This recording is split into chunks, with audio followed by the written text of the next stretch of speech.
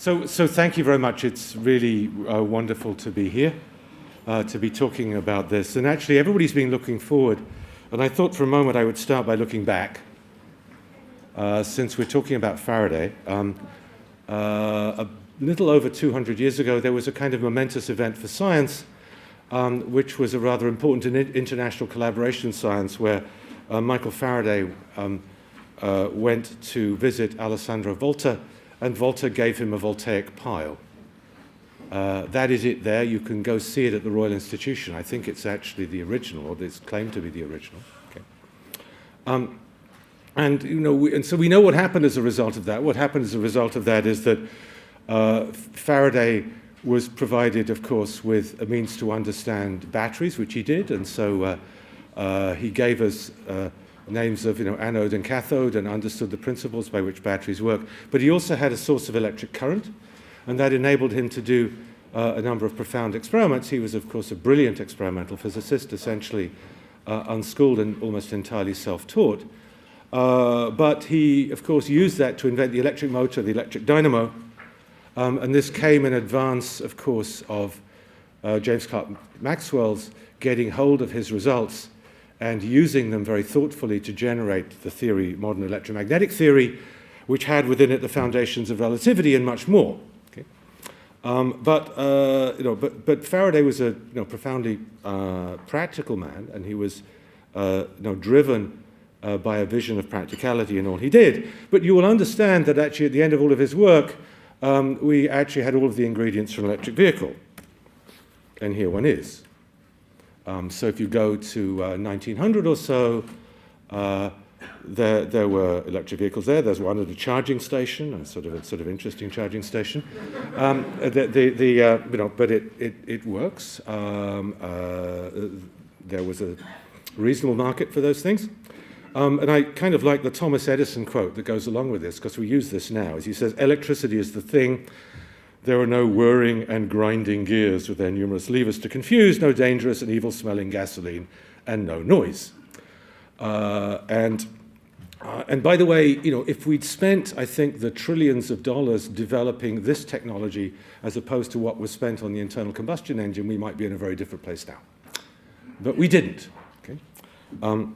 But I think we're about to. Okay? So we heard a lot about this, about electrical storage actually being the key that enables all kinds of things. But understand already that the reason we are where we are with electrical storage, and we're talking about it for vehicles, is not because it was developed for vehicles, it was developed for this thing. And it was developed by the pull of the market for a set of technologies which has actually grown to a $30 billion business, and that's lithium-ion. And that was pulled along for a particular purpose, which is personal electronics. And it's been driven so hard because it had to keep up with the IT revolution, so it had to keep up with Moore's law, and largely it's failed, even then, because if you take apart your phone or your computer, you will discover that what's inside it is mostly battery. Okay. So that provides an enormous market pull to develop better battery technologies in lithium-ion. Now, by the way, those aren't the right ones to scale to a car. So going from a few grams to a few kilos, or to a few hundreds of kilos, as you will have in a car, to the scale presents you with very different problems. And we're going to have to manage that transition, and we'll be watching that happen, and part of what I want to talk about. When you talk about the grid, clearly, lithium-ion technologies are even less suitable for the grid, but we're probably already starting to use them. But there's an enormous opportunity and an enormous need to develop the technologies which will work there. Okay. I should also just point out that the interesting thing about battery technologies from the point of view of a theoretical physicist like me is that they're further away from their theoretical capacity than any renewable energy technology we have. There's no reason, in principle, why you can't build a battery which captures all of the electrical energy in a chemical reaction. There's no rules against it. When we look at those things in comparison to technologies like solar, which is at 30%, or lighting, which is at 80%, you're probably at a few percent of capacity, very far away from what one would like to achieve in many directions. And it's clear that there's going to be a substantial revolution which will roll through many cycles over many decades. The place where the transition is most imminent, I think, is everybody recognizes in the automotive sector. I stole a front cover from The Economist, which is the figure down there at the bottom. And that is basically making the same point that Thomas Edison did. He said, well, why would you want this combustion engine thing? They're not very efficient. Electric motors are much better. You have to have this sort of hideous exhaust systems. They need a transmission. It's complicated. It's messy. If you started ab initio, you would never do this. Right? And by the way, no car company starting up now, I predict, will build a production line for internal combustion engines. Right? But managing the transition from one to the other is hard. UK comment, I think we heard this earlier from the minister, actually, the UK actually has a very successful car industry. There's, the path forward is complicated. So if we manage the transition correctly, you should expect to be able to keep that car industry here. If you fail to do this, it will simply go somewhere else, because it's hard to imagine that with an electric vehicle, which is the most significant value-added component of an electric vehicle, that you will have a manufacturing industry for cars if you don't have an industry for batteries. So we have to create that. A little bit of background on something else, just to step back. It's a research challenge. And the first thing I want to point out is, despite the fact that we've grown very rapidly, this is mimicking some of the comments I think that Joan made earlier about renewables. Renewables are growing extremely rapidly, but if you look for the impact on final energy consumption, it's absolutely minimal. Indeed, growing very rapidly, but we have to drive it harder. And of course, this propelled the Paris Agreement. And the Paris Agreement did something very smart, which was to recognize that this is going to be a technology-driven transition rather than a regulatory-driven transition. And one of the things that happened as a result of that is that countries that signed up to the so-called Mission Innovation Pact promised to double their spending in energy R&D. So I put that up here. And these are, if you like, the baseline commitments. Everybody had to go around and say, how much are we doing already? So these are the numbers that respective governments have been quoted. I'd like to point out that the US is about a third, China is about a quarter, EU takes up a big chunk, UK is ninth. I'm not going to comment on whether this is a big number or a small number. Indeed, we're planning on doubling it. The point I do want to make is, if you sit in the UK and you want to be mercantilist about this and say we need to win and we need to beat everybody else, we can double, triple, quadruple spending, and we're not going to outspend the competition. It's just unthinkable that we would do that, and we have to try doing things in a different way. And that provoked, I think, the Faraday Battery Challenge, and it provoked us to set up this organization that I'm currently chairing, called the Faraday Institution. Okay. And the idea about that is to look across the country and understand that we actually have a very substantial amount of expertise, but that expertise is distributed far and wide. It typically has been funded in small pieces. It's been funded with, on the university side, with very academic goals, and hasn't connected very well to industry. At the same time, industry actually has to step up and participate in this process and be prepared to actually work very effectively with academia to matching those goals. And what was decided was a set of things. So firstly, the Faraday Institution, what is it? It exists. It's an independent national virtual laboratory for energy storage. What does that mean? I can tell you what we're not. We're not a joint venture of universities. We're not a set of partners. We're not closed. We're actually incorporated as a charity. We have a board of trustees, and we're open to everybody. And our initial funding is about a third of that, $250 million from the Industry Strategy Challenge Fund. Okay. There are 3 or maybe 4 things, depending on how you count, for what we really want to try and do. So the first one, which the Minister referred to, and I'll give you a little bit more detail at the moment, is to have focused, substantial, and managed research projects in areas which are defined by industry and delivered by consortia. Okay. So a long well, actually not a long consultation, a rather quick consultation process over the past year, established those challenge areas, and in really short order, we formed the Faraday Institution, bid out those projects, reviewed them, negotiated them, and I'm ready to tell you what they are today. But I'll say an important thing about those is that the success of those are going to be defined by outcomes. This is not a fire and forget program, it's what I will call managed. And what does that actually mean? It actually means that in a large project, we want to give flexibility to the project leads and the PIs to be able to move resources around within their project to attack the most successful things that are going on to move quickly. So it's, if you're an industry, this is kind of a fail-fast model. It's a challenge to operate this model in an academic context. And I will say that some of the things that we're hoping to try and do are very popular amongst my academic colleagues, but nowhere popular amongst pro-vice chancellors for research.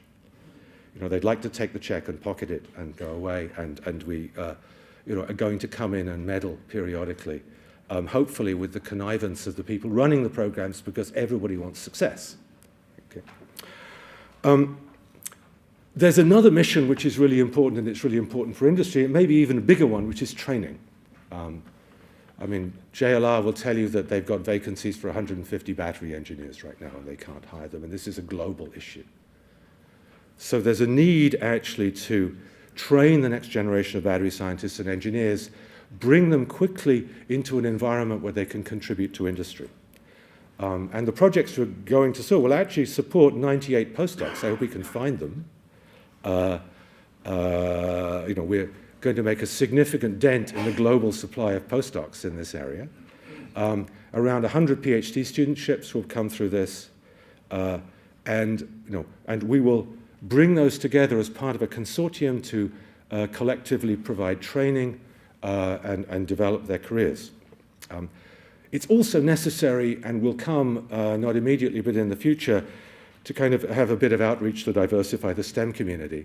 I'm a theoretical physicist, which is famously dominated by white males. Some of them are even live, but not all of them. And it's interesting when you move into the car industry and you find that it's even worse. So we need to fix this. This is just not acceptable on all grounds, and if we don't actually have a diverse community coming in, we're not going to get the right answers coming out. We will work in consort with everybody you can work with to facilitate rapidly the transition to market with IP, with business development, entrepreneurship, and commercialization. And our view is actually to try and be a portal for UK science and technology and energy storage, so that we can come and act as, in one way, as air traffic controller. We're not trying to get in the way. We're not trying to take anything away from people. We want to make sure that it moves. So what did you want to hear? So the winners are, I've got time for the envelopes, actually. There are 4 initial projects with 42 million funding, and I just want to say something at a very high level, and you'll be able to see more details coming from those in a moment. Understand that if you want to make rapid impact, one of the things you really need to do is you need to look at the challenging areas with current technologies where you can make a difference. It's actually nice to focus on new battery chemistries, but it turns out if you can make your battery live longer, that's a quick gain. If you can manage your battery systems so they're more effective, more lightweight, more volume, using current battery technologies, and if you can do that effectively, that's a systems management issue. That's a big win. And you can think about battery recycling as something you have to worry about in the future, because obviously we don't want to have kilotons of batteries appearing on tips. But actually, understanding battery recycling matters now, because if somebody's going to sell you a car with a battery in it, they may have to take that battery back 10 years later at end of life. And in order for them to price the car, they need to understand how and where they're going to recycle the product. And then as well as that, we also wanted to see if we couldn't push one project, which was a little bit further out, which, if successful, would really be a game changer. And so that's in the area of solid-state batteries. So what I've put up here then actually is a little few more details about these projects. You'll hear more. What you can see on this actually is the set of partner universities. So the battery degradation project is being led by Claire Gray at Cambridge. But notice actually the number of partners in this, including industry partners. And it's absolutely critical that everything is driven by this. Now, this project, by the way, is actually quite closely related to another one, which is more on the modeling side, being led by Greg Offer from Imperial College, which is really on multi-scale modeling to try and go all of the way from system to pack to module to cell, and maybe even inside the cell at some level with battery chemistry. Okay. And again, a very large consortium, a substantial number of industry partners who will be well engaged. Battery recycling is an interesting one because this is beginning to come on people's radar, and I'm particularly proud of the fact that we're taking this right on the chin right now. And I'll comment broadly on this, that one of the things I find very interesting about this project is the engaging of policy. We cannot think about these issues as if they're just science issues around widgets. We're doing reasonably well at the first stage by the way of bringing in researchers into the tent here who are not specialized electrochemists. That's one of the goals that we had right from the start of the project, to make sure that all kinds of people are being brought in here. And I think that in the end is going to involve socioeconomics modeling, policy, or the information about policy. We can't do everything from technology alone. And lastly, led from Oxford by Peter Bruce, a program in solid-state batteries which aims to really leapfrog this. I mean, I'll make a comment, actually, that you can buy solid-state batteries in the market. Lots of people have announced that they'll sort of have one. The challenges of actually delivering something which is a realistic device that will supersede and which will do better than current lithium-ion technology is in fact very hard. It's not so difficult to build a simple lithium-ion battery that doesn't actually have a lot of power, a lot of capacity. But there are really intractable problems that need to be gone through with this. So that last slide with a reminder of what we are, about what next. I think I've counted 20 universities and about more than 25 industry partners. Even though these are actually 4 distinct projects, we will be bringing them together very frequently. We hope to be very visible in the whole community to talk about these things, to bring in more people. Say that an important part of our work is actually going to be training programs. And as I say, the mantra here is very much flexible management, redirection, fail fast. Now, what will happen in the future?